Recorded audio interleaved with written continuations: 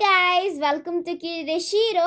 இன்னைக்கு தமிழ் வருஷப்பிறப்புக்கு என்ன ஸ்பெஷல்னு பார்ப்போமா?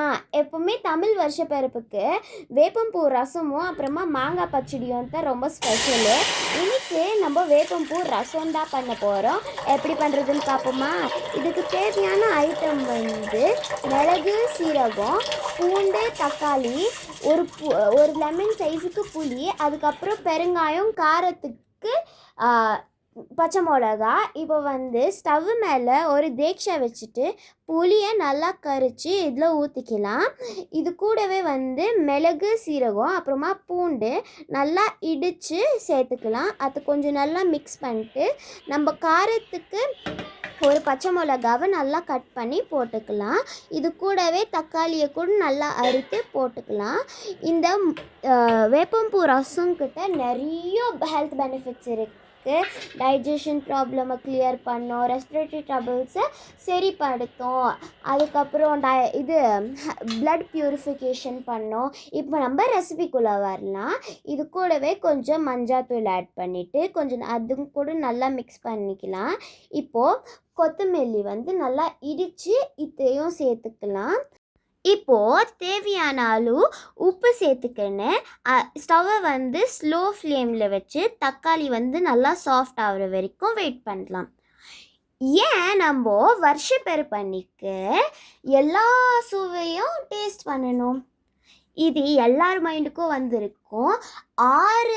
ஆறு வித்தியாசமான ஃப்ளேவர்ஸும் நம்ம டேஸ்ட் பண்ணோம். ஏன்னாக்கா அந்த 6 சுவையும் மனுஷனோட லைஃப்லேயும் சரி, எமோஷன்லேயும் சரி ரொம்ப டீப்பாக கனெக்ட் ஆகிருக்கும். இப்போ எக்ஸாம்பிள், ஹாப்பினஸ் ஸ்வீட்டோட கனெக்ட் ஆகும், கோவம் ஸ்பைசியோட கனெக்ட் ஆகும். இது எல்லாமே மிக்ஸ் ஆனது தான் லைஃப். இந்த சேலஞ்சஸ் எல்லாம் நம்ம ஃபேஸ் பண்ணுறதுக்கு ரெடியாக இருக்கணும். இதனால்தான் நியூ இயர் அன்னைக்கு நம்ம எல்லா சுவையும் சுவைக்கிறோம். இப்போது நம்ம ரெசிபிக்குள்ளே வரலாம். ஒரு கடாய் வச்சு அதில் கீ போட்டு அதை மெல்ட் ஆகிற வரைக்கும் வெயிட் பண்ணலாம். அப்புறமா பெருங்காயம் போட்டு, நான் கட்டி பெருங்காயம் தான் எடுத்திருக்கேன். அந்த கட்டி பெருங்காயம் எடுத்து நம்ம போட்டு கொஞ்சம் நேரம் அதை வதக்கலாம். இப்போது இது நல்லா ஃப்ரை ஆகிட்ட பிறகு நம்ம கடுகு போட்டு வெடிக்க விடலாம். அதுக்கப்புறம் கருவேப்பிலை, இந்த கடுகு நல்லா ஃப்ரை நம்ம கருவேப்பிலை அந்த ரசத்தோட நல்லா ரோஸ்ட் ஆகி திருப்பியும் கடாய் வச்சு அதில் கொஞ்சம் கீ ஆட் பண்ணி பூ ஆட் பண்ணி அது நல்லா ப்ரௌன் ஆகிற வரைக்கும் நம்ம மிக்ஸ் பண்ணிக்கலாம். இதில் ஒரு டிப் என்னன்னாக்கா, நான் நடுவில் கொஞ்சம் ஜாகரி பவுடர் ஆட் பண்ணியிருக்கேன். Most of them jaggery add பண்ண மாட்டாங்க. வேணுன்றவங்க போட்டுக்கலாம், வேணான்றவங்க விட்டுக்கலாம். இப்போது நம்ம ரசம் ரெடி ஆயிடுச்சு.